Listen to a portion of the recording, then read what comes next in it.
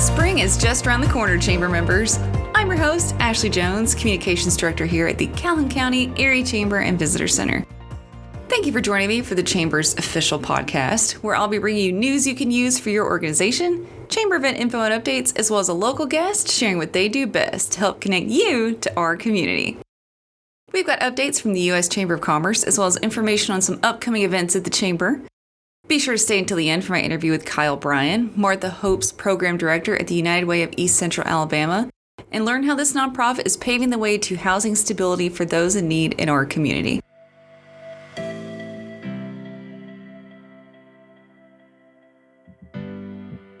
According to the U.S. Chamber of Commerce, uncertainty continues to dampen the outlook for business growth on Main Street. Small employers' confidence remains steady based on continued consumer spending, and plans for employment growth are scaled back. As of March 3rd, new data suggests that consumer spending remains steady, with month-over-month sales at small businesses increasing slightly in February by about 0.2%, and year-over-year sales at small businesses continue to go up 1.2% compared to February of 2025. Sustained growth in new business formation moves in tandem with sustained GDP growth. For example, one new technology-based small business in a zip code is associated with 2.9 more local payroll jobs and has a multiplier effect of 0.3 new establishments. For more updates on small business data from the U.S. Chamber, visit their website at uschamber.com.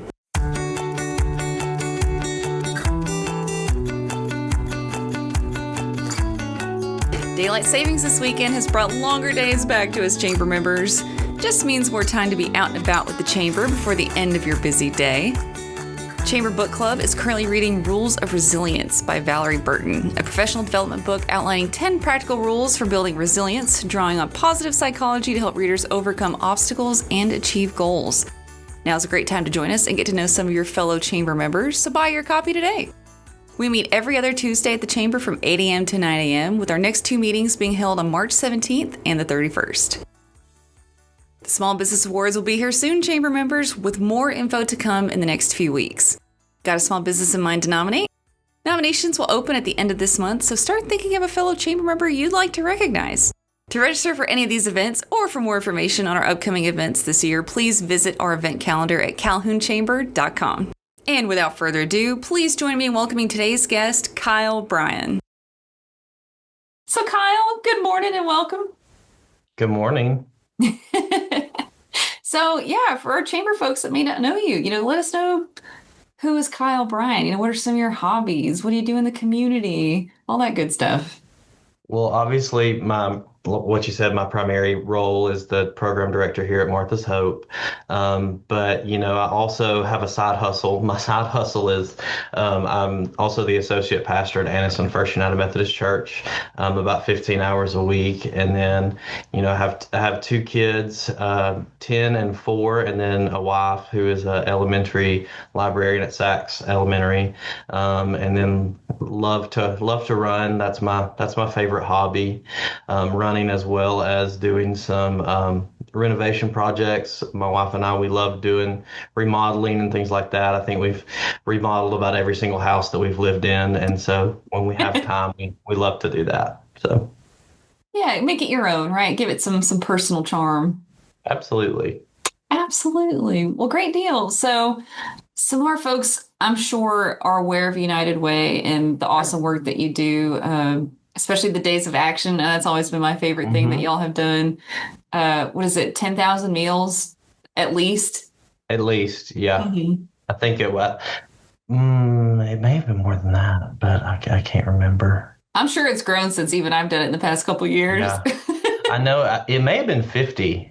I can't remember. But it was a lot. I mean, I know in past years we've had a couple of different locations. I know this one year, last year we had one location at JSU, and I know it was a lot of meals. So it's great. Yeah. Yeah. So United Way does all kinds of different things. If we want to just give kind of a brief glimpse at some of what y'all offer, and especially the hard work that y'all have done for almost 75 years in the community. I don't know if people know how long you've been around, which is incredible. Oh, Yeah, United Way has been around a long time. I just joined United Way in 2022, I believe, to work on this project. But yeah, I mean, we have so much that we do. We have a volunteer income tax assistance program for individuals who are low income or disabled. We have a youth diversion program called Success Academy, which is located right beside our office. We have our Helping Families Initiative, which is a truancy program where we have social workers who are in schools to help with truancy, and they really help get to the root cause of why our kids absent from school. And of course, we have Martha's Hope. We do Dolly Parton's Imagination Library. And so there's lots of things. We have Hope United, which is our anti-trafficking initiative. So yeah, we have a lot of internal programs at United Way, which really makes us unique. A lot of United Ways don't do that. They don't have their own internal programs. They still fund community partners. And while we still do fund community partners, we also have our own in-house direct service initiatives that we have. So yeah, we do a lot Yeah. all the time. So when United Way had kind of formed, at least as it is today, it was a kind of coming together of the minds, right? How can we pool our resources together to better help our community? And y'all serve such a large area too. Just it's not even just Calhoun County. It is not. So It's Calhoun, Cleburne, Randolph, and Clay. people might even know that you're here in Anniston, but you do so much work outside of Yeah, here. and then Martha's Hope serves Calhoun, DeKalb, Cherokee, and Etowah counties as well. So yeah, we have a pretty big footprint. Yeah. So what are your kind of personal goals, to further that mission of pulling the resources? And do you have anything specific even for Martha's Hope that you'd like to share? Yeah, so our main goal this year, we launched Martha's Hope in February of last year, but we weren't anticipating opening in February. We're anticipating opening in October, but we had received some grant funding from the Alabama Department of Economic and Community Affairs, and we had also procured the bridge from Anniston First United Methodist Church, so we were able to open sooner. So it meant that we had like a couple of months from procuring this building to really get all of our policies and procedures in line and all of our staff trained and hired. So it was kind of crazy last year. So the goal for this year is just like steadiness and, shoring up services and making sure that we're dotting our I's and crossing our T's and, doing everything we can to provide the best services possible rather than trying to figure it out as we go. And Right. so that's really our goal this year. That being said, we are actually adding a medical clinic on site. It's a collaboration with St. Michael's Medical Clinic and Interfaith Ministries. And so St. Michael's will actually place nursing staff here in the evenings with the hope of cutting down on clients who need after hours medical care. Clients may tend to use EMTs and may use the ER. And so we're hoping to reduce the burden on the ER at RMC by having some nursing staff here for like wound care and, chronic disease maintenance for clients who are here regularly. And then referrals to, Quality of Life or St. Michael's Medical Clinic if they don't have insurance. So that is one new thing that we're doing this year that we're really excited about. Oh, wow. And we got to hear you speak at Main Street Anniston's awards last year and really have a harder focus on Martha's Hope and what it has to offer the community. And I think working at the chamber and being involved in the chamber, we have what I call the curse of knowledge, right? Like we hear all these awesome things about something, we assume everybody else knows about it. Sure. But it's like, no, we just know. So for our folks that may have heard about Martha's Hope or knew something was in the works to help out our transient folks, or folks that don't have a regular, consistent home to go to, what can they expect from Martha's Hope?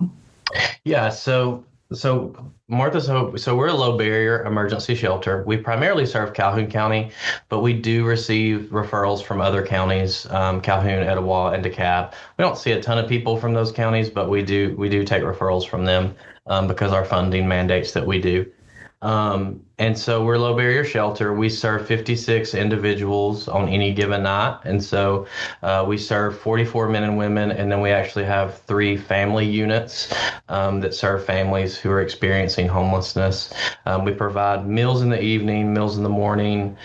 We provide case management services, mental health services. And then that medical component that I talked about is really part of us building up and out our wraparound services.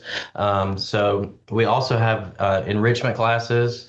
So if you walk into Martha's Hope, you'll see a television screen. It'll list about our 15 to 20 enrichment classes that we have for the month of March. Anything from cooking on an EBT budget to HIV testing, to mental health groups, to all sorts of handy person classes to prepare people to be tenants. So we do a lot. We provide a lot of services. A lot of people think about emergency shelter and they just think about, a bed and a meal, but we are so much more than that for the clients that we serve. Oh, no, absolutely. The name Martha's Hope, too, for a lot of our folks may not know who Martha Vandervoort was and her contributions to the community, especially through interfaith. I don't know if you want to touch on Martha and her Yeah, impact. so when we were thinking about, what do we name this emergency shelter? It was a no-brainer really for us to name it after Martha Vandervoort, who was the longtime serving executive director of Interfaith Ministries. She had a passion for individuals who were unhoused or experiencing homelessness. She would do some crazy things, like she would pick people up who were unhoused and take them to appointments and things like that, things that I would never let my staff do, and put in the policies and procedures never to do. But she had a real heart for them. And so when we were thinking about what do we name this facility, Martha's Hope made sense because we believe that it would have been her hope that people who are experiencing homelessness would have a place like this where they could come and receive services and have somewhere to lay their head, and people who were willing to walk alongside them as they journey towards housing and stability. Do we have any numbers on, since it's been about a year, the folks you have been able to help? So we served 548 individuals last year. I don't have the exact numbers on like how many of those people were connected to housing, but we served a lot of people. Now, some of those individuals that came through were transient. They were here for a little bit. They were moving on somewhere else. We have people that have been with us since we opened, people who have been homeless in Anniston for years. They're people that you would recognize on the street. And so those individuals, they're really more challenging to help. Most of those people a lot of those people are experiencing co-occurring disorders. So they're experiencing mental health alongside substance use disorder. And they just take more time to help. But we have a lot of successes. We have a family from one of our local municipalities that's staying with us. They had been living in a hotel. Both the mom and the dad worked. They had gotten behind on rent, and so they were evicted. That goes against their renter's background. And so in order to get that off their background, they have to pay off the back rent that they owe. So they're staying with us instead of in a hotel where they were paying $200 a night, so that they can actually move forward, pay off that back rent, get that off their record, and rent again. They're this close to being able to get back on their feet and get back into housing. We had a guy last year who exact same situation happened to him. He got behind, had a couple of catastrophic events in his life, and ended up here. He started working immediately after about 6 months, paid off that back rent. He's back in an apartment again, back into housing. So we have a lot of folks like that who have experienced eviction for whatever reason, or some life altering event, and they just found themselves in a bind. People think homelessness, and I think oftentimes they think about the people who are chronically homeless that are really severely mentally challenged with their mental health, or have substance use challenges. But homelessness, the faces of it are multifaceted. It just varies from person to person, and that's why how long people stay here varies from person to person. We actually have a unique setup here. So a lot of emergency shelters will be like first come, first serve, show up at 5 o'clock. If you don't get a bed, it's just kind of tough and you're turned away. Our process is a little bit different. We actually have 30 of our 44 beds are held for people who are actively in case management and are meeting goals. So we incentivize participation in mental health services and case management and things like that by guaranteeing that they will have a bed as long as they're meeting the goals that they need. And so 14 of those beds then are available for referrals and different things like that. And what that really helps us to do is it really helps us to have a good idea of how many people are here that are needing those services. And it helps us cut down on the amount of traffic coming into Calhoun County to use the services that we have. Because if you so on any given night, we know that we have at least 30 of those beds full. So we don't have a ton of availability to let people know, hey, we have a bed available. You can come. So it really helps cut down on the influx of individuals that are coming into the county. It's really been a really helpful strategy for us because a lot of shelters will just say, okay, we open at 5. If you want a bed, you better be here. And you can imagine what that would create.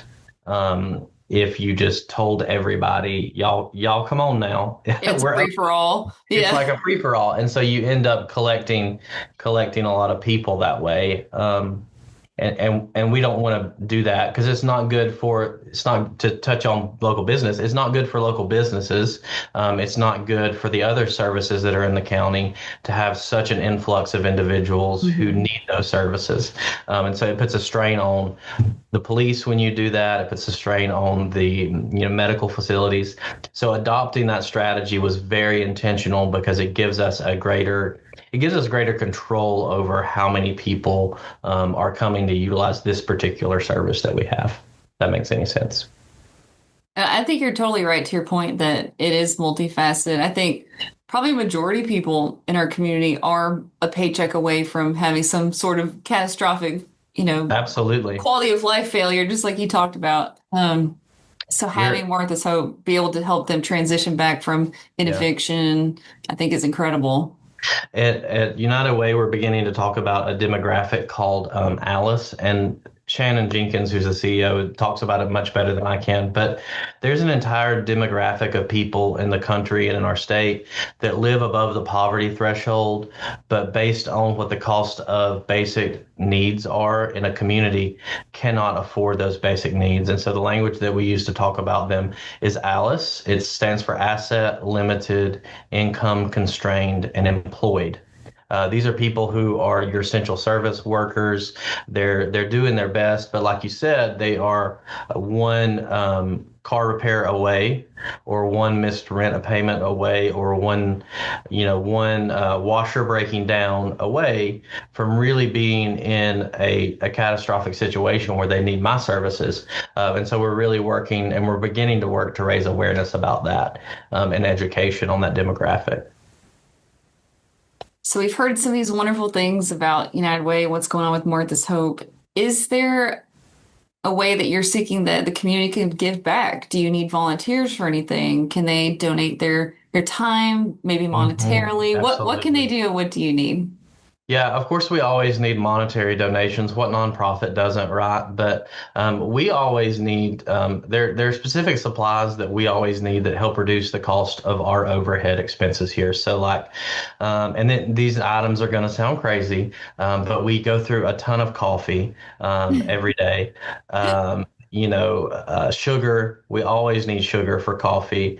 We always need laundry detergent, high efficiency laundry detergent. We actually have commercial laundry facilities here inside because we do all of our laundry every single day.